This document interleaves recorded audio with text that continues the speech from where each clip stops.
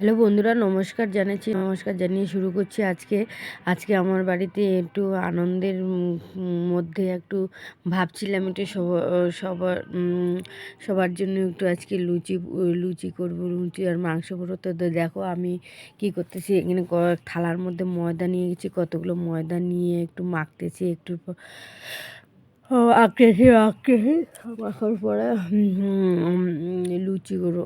লুচির সাথে একটু মাংস করব, মাংস করে নিয়ে তো হচ্ছে একটু ভালো করে জমিয়ে খাওয়া দাওয়া হবে। তো এত ব্যাকার না করে কি করতেছি না করতেছি, তো ওগুলো বাদ দিয়ে তো একটু তোমাদের খবর নেই। তোমরা কেমন আছো? আশা করি সকলেই ভালো আছো। দেখো না, আবার আমি খুশির আনন্দে আবার কেমন করতেছি, লঙ্কা পেঁয়াজ সব কিছু রসুন টসুন এখানে সব কাটে নিয়ে মাংসের জন্য আর কি রেডি করে নিচ্ছি। এখানে সব কিছু রেডি করে নিয়ে আর কি সব করার পরে আর কি মাংসটা বসাবো।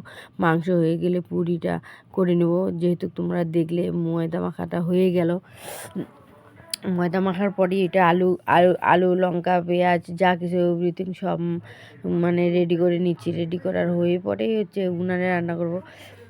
এর জন্যে তো তোমরা কে কে পুরি টুরি খেতে ভালোবাসো, পুরি আর মাংস খেতে ভালোবাসো, তো চলে আসো আমাদের বাড়িতে। আমরা কিন্তু হেভি খেতে ভালোবাসি, সবাই আমরা খেতে ভালোবাসি। তাই ভাবলাম আজকে হঠাৎ করে একটু সন্ধ্যাবেলা রাত্রেবেলা পুরি মাংস রেডি করে নিই। তো এই যে সব কিছু করার পরে দেখো, এই যে মাংস রান্না বসিয়ে দিয়েছি। এখানে মাংস হয়ে গেছে। মাংস হওয়ার পরেই দেখো আমি আবার এই পাশে মাংস করার পরে এই যে পুরি ভাজতেছি। তো পুরিগুলো কীরকম করে ভাজা হয়ে গেল, দেখো কীরকম ফুলকো ফুলকো হয়ে গেল। ওখানে উনানের থেকে মাংস রান্না করলো, আমার গ্যাসের মধ্যে পুরি করছি। তো দেখাচ্ছি তোমাদেরকে কেমন ফুলকো ফুলকো হয়েছে।